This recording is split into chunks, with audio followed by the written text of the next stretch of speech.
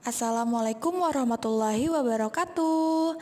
Apa kabar anak soleh-soleha? Hari ini kita belajar tema 9 benda-benda di lingkungan sekitar kita, pembelajaran 4, 5, dan 6. Jangan lupa ya disiapkan buku, tema, dan juga alat tulisnya. Hari ini kita mempelajari pembelajaran 4 terlebih dahulu ya. Di sini ada iklan elektronik. Iklan elektronik ini apa ya, Miss? Iklan elektronik ini adalah iklan yang menggunakan media berbasis perangkat elektronik. Iklan elektronik ini dapat berupa iklan radio, iklan televisi, atau iklan internet. Di sini ada sebuah keluarga yang sedang menonton televisi dan juga melihat iklan elektronik. Iklan elektronik yang digunakan saat kita menggunakan televisi ini atau iklan televisi ini menggunakan iklan yang menggunakan audio dan juga visual, atau iklannya ini bisa didengar dan juga bisa dilihat. Selanjutnya ada menghargai keanekaragaman mata pencaharian masyarakat di lingkungan sekitar. Indonesia ini merupakan negara yang kaya akan sumber daya alam. Indonesia terdiri atas berbagai suku bangsa yang memiliki budaya masing-masing. Berikut ini ada contoh nih cara menghargai keanekaragaman mata pencaharian masyarakat di lingkungan sekitar kita, yaitu yang pertama, tidak mencela dan merendahkan mata pencaharian orang lain. Jadi kita tidak boleh mencela atau merendahkan mata pencaharian atau pekerjaan orang lain. Yang kedua, menghormati orang yang sedang bekerja. Yang ketiga, membiasakan membeli produk-produk lokal. Supaya apa ya, Miss? Supaya kita lebih bisa menghargai para penjual yang berasal dari Indonesia. Next, kita ke pembelajaran 5. Unsur-unsur iklan ini terdapat pada setiap media. Media ini bisa juga terdapat pada media elektronik maupun media cetak. Media elektronik ini berupa dari iklan televisi, iklan radio, dan juga iklan internet. Iklan televisi ini unsur-unsurnya berupa suara, gambar, gerak, dan juga tulisan. Sedangkan iklan radio ini unsurnya ini berupa suara. Nah, suara ini berupa kata-kata yang teratur, ada musiknya juga, terdapat efek suara juga. Kemudian ada unsur-unsur iklan internet. Unsur-unsur iklan internet ini sama halnya dengan unsur-unsur iklan televisi, yaitu berupa suara, gambar, gerak, dan juga tulisan. Ada batik jumputan. Batik adalah kain bergambar yang cara pembuatannya secara khusus. Batik jumputan ini dibuat dengan cara mencelupkan pada pewarna dengan teknik ikat celup rintang. Di sini ada Miss berikan contoh batik jumputan. Jadi batik jumputan ini adalah batik yang diikat-ikat. Menggunakan tali juga bisa. Kemudian digunakan juga kelereng atau kerikil sehingga membentuk motif.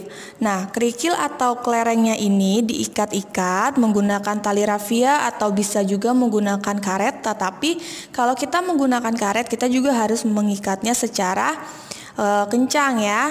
Karena kalau tidak kencang, maka motifnya ini tidak indah untuk dilihat. Next, kita akan membahas pembelajaran ke-6.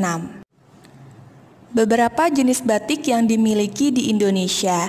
Di sini Miss berikan ya contoh batik yang ada di Indonesia.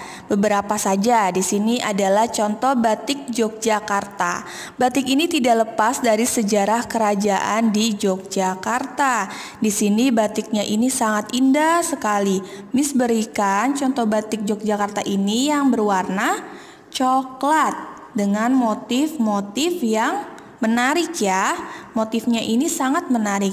Ini biasanya kalian menggunakan atau membuat motif batik ini pada saat membuat gambar. Saat itu banyak sekali motif batik Yogyakarta seperti ini yang kalian gambar, atau ini yang paling mudah untuk digambar oleh anak soleh-soleha. Selanjutnya, tadi kan ada batik Jogja, sekarang ada batik Pekalongan. Batik Pekalongan ini adalah salah satu kota di pesisir utara Pulau Jawa yang terkenal dengan kerajinan batiknya ya. Di sini bisa kalian lihat yang Miss berikan gambarnya ini merupakan contoh batik Pekalongan. Kemudian ada batik Cirebon. Pada batik Cirebon ini motif yang terkenal adalah motif Megamendung. Motif ini melambangkan pembawa hujan yang dinanti-nantikan untuk membawa kesuburan serta pemberi kehidupan. Megamendung ini bisa kalian lihat ini seperti awan-awan ya, dan juga berwarna biru. Ini merupakan yang Miss berikan adalah contoh batik Cirebon. Baik, selanjutnya kalian akan mempelajari cara membuat batik dengan perintang sederhana. Baik, sebelum kita membatik, pasti kita mempersiapkan alat dan bahannya kan? Alat dan bahannya ini yang pertama adalah mori. Mori ini adalah kain yang digunakan dalam media membatik. Yang kedua ada canting, yang ketiga ada gawangan. Gawangan ini adalah alat yang terbuat dari kayu yang digunakan untuk membatik.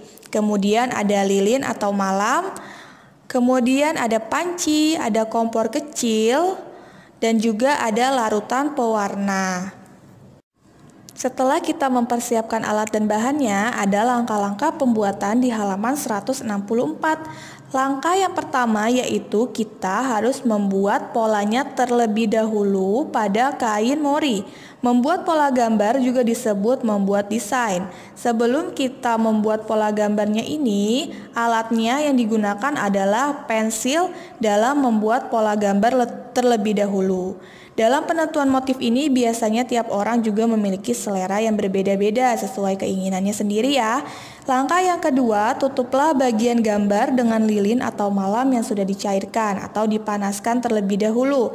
Melukis dengan lilin atau malam menggunakan canting dan menutupi menggunakan lilin atau malam. Bagian-bagian yang akan tetap berwarna putih atau tidak berwarna. Jadi pada saat kita menggunakan lilin ini, kita harus hati-hati karena lilinnya ini panas sekali saat dituangkan atau digunakan di pola pada kain. Langkah yang ketiga, buatlah larutan pewarna untuk meredam kain. Larutan bubuk atau larutan pewarna ini kita siapkan di ember plastik atau di bak yang berisi air. Kemudian, langkah yang keempat, lakukan proses pewarnaan. Sebelum dimasukkan ke dalam larutan pewarna, celupkan mori atau kain ini terlebih dahulu ke dalam air sabun. Nah, air sabun ini bergunanya untuk apa? Air sabun ini berguna untuk mengikat pewarna kain agar melekat dengan baik. Setelah itu, setelah kita melakukan proses pewarnaan menggunakan air sabun, kita angin-anginkan atau kita keringkan yang telah diberi warna tadi. Jangan dijemur langsung di bawah terik matahari. Karena apa? Karena akan memudarkan warna pada kain batik yang telah kita berikan warna tadi. Langkah yang keenam yaitu proses mencelup dan menghilangkan lilin atau disebut melorot. Alat dan bahan yang diperlukan adalah panci besar yang berisi air mendidih dan penjepit kain. Proses ini bertujuan untuk menghilangkan lilin pada batik.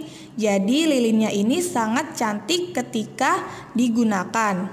Langkah selanjutnya atau langkah terakhir yaitu setelah lilinnya dihilangkan, angin-anginkan mori hingga kering. Nah, untuk membuat motif batik ini dengan beberapa warna juga bisa.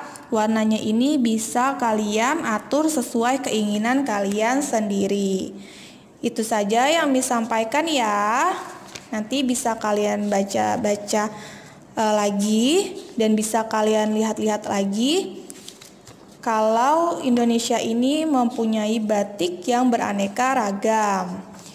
Itu saja yang disampaikan, kurang lebihnya mohon maaf. Wassalamualaikum warahmatullahi wabarakatuh.